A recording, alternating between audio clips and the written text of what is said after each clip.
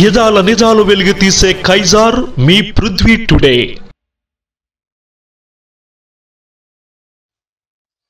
ఆంధ్రప్రదేశ్లో నిర్మాణ రంగం అభివృద్ధిపై దృష్టి సారించామని ఆంధ్రప్రదేశ్ ముఖ్యమంత్రి నారా చంద్రబాబు నాయుడు స్పష్టం చేశారు. నిర్మాణ రంగంపై 3.4 లక్షల మంది ఆధారపడి ఉన్నారని తెలిపారు. ఉచిత ఇసుకతో నిర్మాణ రంగానికి ఊతమిచ్చామన్నారు. నిర్మాణ రంగం నిరంతరం జరిగే ప్రక్రియ అని సీఎం చంద్రబాబు నాయుడు అభివర్ణించారు.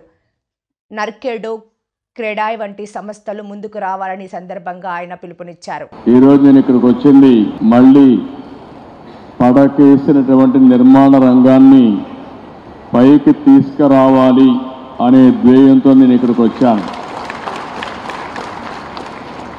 మీకందరికి కూడా నూతన సంవత్సర శుభాకాంక్షలు. తొందరలోనే సంక్రాంతి కూడా వస్తుంది.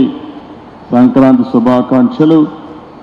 ఇదే కాకుండా భవిష్యత్తులో కన్స్ట్రక్షన్ యాక్టివిటీకి పెద్ద బూస్టప్ రావాలని మనస్ఫూర్తిగా నూతన సంవత్సరంలో కోరుకుంటున్నాను. ఈరోజు మీరు చూస్తే ఎన్నికలప్పుడు మేము చూసాం, నిర్వీర్యమైన రాష్ట్రం,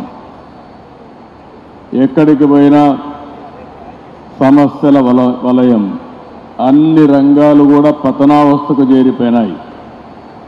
నిర్మాణ రంగం అయితే అడ్రస్ లేకుండా పోయే పరిస్థితి వచ్చింది.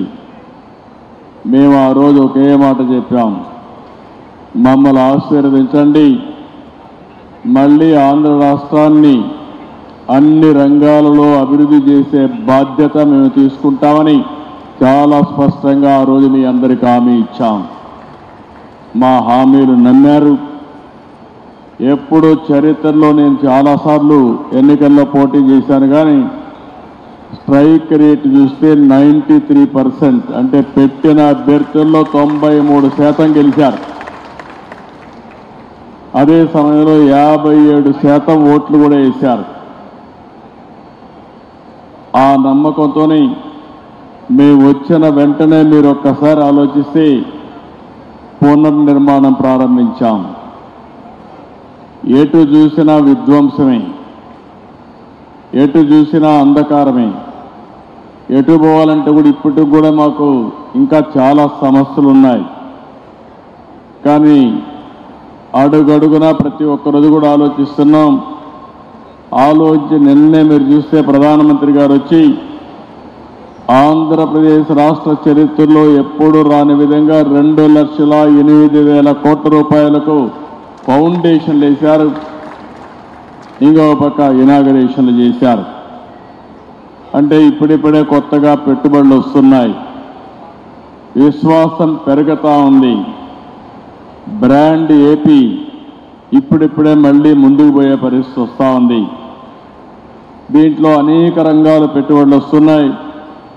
ఆ రంగాలు మీరు చూస్తే ఎప్పుడు కూడా నూతనమైన రంగాలను అందిపుచ్చుకోవడంలో ఒక పక్కన ఎన్డీఏ కానీ తెలుగుదేశం పార్టీ కానీ ఎప్పుడూ ముందుంటాం. ఈరోజు మీరు చూస్తున్నారు, 95లో హైదరాబాద్లో ఏమీ లేని సమయంలో అంచెలంచెలుగా అభివృద్ధి చేసి ఈరోజు ఇండియాలోనే నెంబర్ 1 సిటీగా, మోస్ట్ లివబుల్ సిటీగా తయారు చేశామంటే ఆ రోజు చేసిన ఫౌండేషనే. అక్కడ కూడా ఆ రోజు నిర్మాణ రంగమే లేదు. అలాంటి నిర్మాణ రంగాన్ని ముందుకు తీసుకుపోయాం. స్టెప్ బై స్టెప్ అభివృద్ధి చేశాం, ముందుకు వచ్చాం.